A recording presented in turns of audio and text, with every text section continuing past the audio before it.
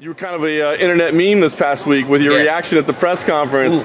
Give me an idea. I was gonna say, I mean, how much credence? I mean, had you thought about that beforehand, and are you thinking about now? The seed's been planted. Brock Lesnar. I got a big. I mean, that thing never happens unless I get past Stipe. So, but just hearing it out loud was like, oh my goodness. You know, like, hey, I know that when I fight Jon Jones, I make a lot of money. I know that if I was to ever fight a Brock Lesnar, I'm going to make even more money than I've ever made in my entire life.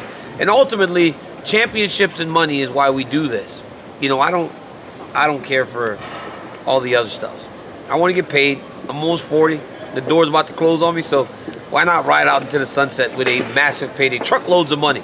Back up the Brinks truck to Gilroy, California if you fight Brock Lesnar, I'm telling you. He told me last time, right?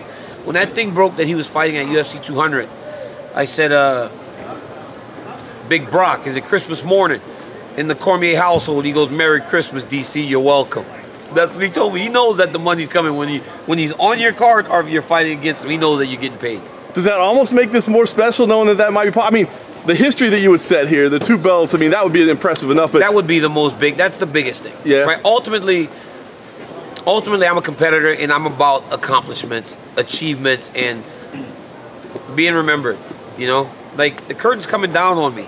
You know, so all this and all the stuff that I do all the time, that's all going to be gone. You know, all there are going to be left are the memories of what I did. And if I can accomplish a thing on July 7th, those memories will last for a real long time. So ultimately, that's the goal. Everything else will be fun. Do you see a scenario where you might not go back to light heavyweight? No, I'm going to go back. There are fights down there for me, and I would hope that Cain would come back and fight heavyweight and become the champ again. You would step aside for your teammate? Again. You said you didn't have a lot of time left. Again, I would do it again. You just give away the belt? I mean, if you were a double champion, I'm not fighting Cain Velasquez. I would never, ever fight Cain Velasquez. Nope, I would never do it. So, yeah, if it meant giving up the belt, that's what I would do. Preserve what you've accomplished. And I think, you know, some of my friends, my best friends, are now fighting in spots that we never imagined we could see them in. And I don't like that. Like, I don't want to be that. You know, I don't want to be fighting in, you know. I fought in only like main events and co-main events in my entire UFC career. I don't want to have to go to fighting on prelims or stuff like that, you know. I like the big spot.